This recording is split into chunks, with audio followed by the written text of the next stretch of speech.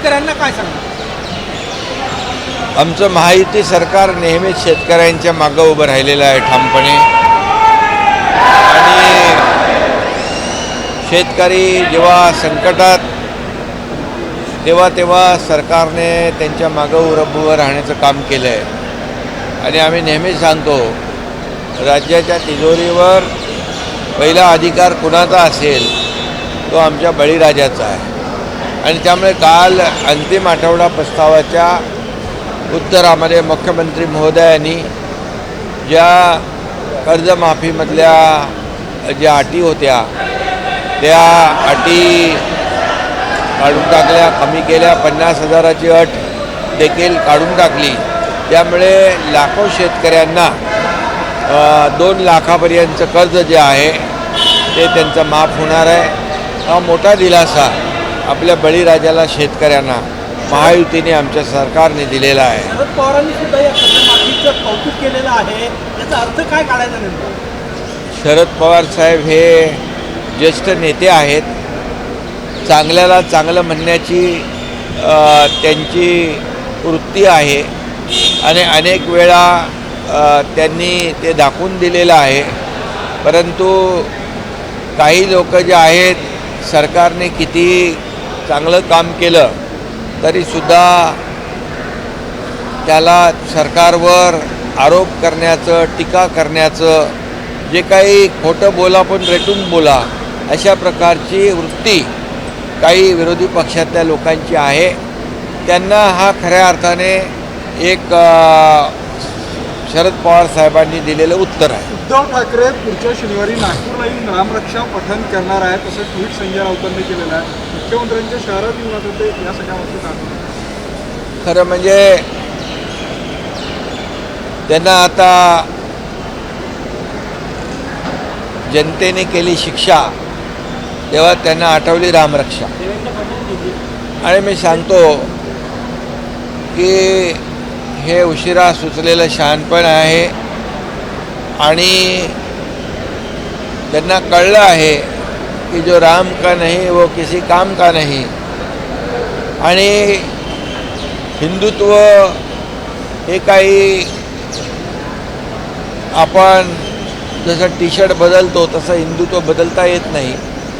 ते मनातून असावं लागतं. बाळासाहेबांचे विचार जेव्हा त्यांनी सोडले तेव्हाच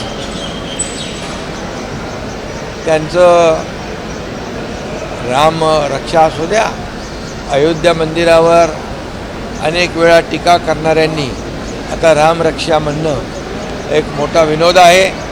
आणि ज्यांनी हनुमान चालीसा म्हणणाऱ्यांना जेलमध्ये ठुसलं, जेलमध्ये टाकलं, ते आता रामरक्षा. बरं आहे, चांगलं आहे. संजय राऊत हिंदी में बताएं जिस तरीके से कल सिद्धिविनायक की बात आपने की थी कि मुद्दा कहाँ तक पहुँचा है, क्या वहाँ पे भी बड़े पैमाने पे भ्रष्टाचार हुआ है, किस तरीके की बात सामने आ रही है? कहाँ पर? सिद्धिविनायक जिस तरीके से देखिए, मैंने कहा क्या, मैंने बताया कि जो एक जब भी वो किलेदार जो मनसे के पदाधिकारी हैं उन्होंने प्रेस कॉन्फ्रेंस ली थी और वो प्रेस कॉन्फ्रेंस का मैं कल के मेरे रिप्लाई में उसका मुद्दा दिया था कि सिद्धिविनायक मंदिर में जब गड़बड़ी हुई थी तभी मुख्यमंत्री रह चुके उबाटाक ने क्यों उसकी जांच पड़ताल करने का आदेश दिया नहीं. जो राम मंदिर के बारे में आज बोलते हैं, राम रक्षा करते हैं, जो राम मंदिर पे टीका करते थे, मंदिर वही बनाएंगे, तारीख नहीं बताएंगे, ऐसे बहुत बड़ी चेष्टा करते थे. लेकिन प्रधानमंत्री नरेंद्र मोदी जी ने राम मंदिर भी बनाया, तारीख भी बता दी. अभी वहाँ पर जो है मैंने उसका दाखला दिया था कि एक प्रेस कॉन्फ्रेंस जो ली थी किलेदार जो मनसे की अभी उनके मित्र पक्ष में है, तो इसकी भी जांच उस वक्त कराने का आदेश होना चाहिए था. लेकिन वो नहीं हुआ. इसका ये मुद्दा मैंने उठाया.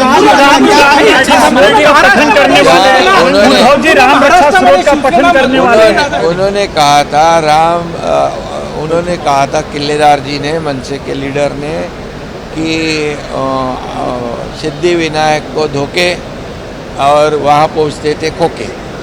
अब ये मेरा नहीं है बोलना, मैंने नहीं बोला है, ये उन्होंने प्रेस कॉन्फ्रेंस किया था, उसका दाखिला मैंने दिया है। अभी राम रक्षा तो मैंने बता दिया कि ये तमाम करोड़ों राम भक्तों की एक आस्था का विषय है, श्रद्धा का विषय है। जो हुआ है उसकी जांच शुरू है और उसमें कोई भी नहीं छूटेगा। आपको पता है कि मोदी जी की भूमिका क्या है, ना मैं खाऊंगा ना मैं किसको खाने दूंगा। चोरी तो करने की दूर की बात है।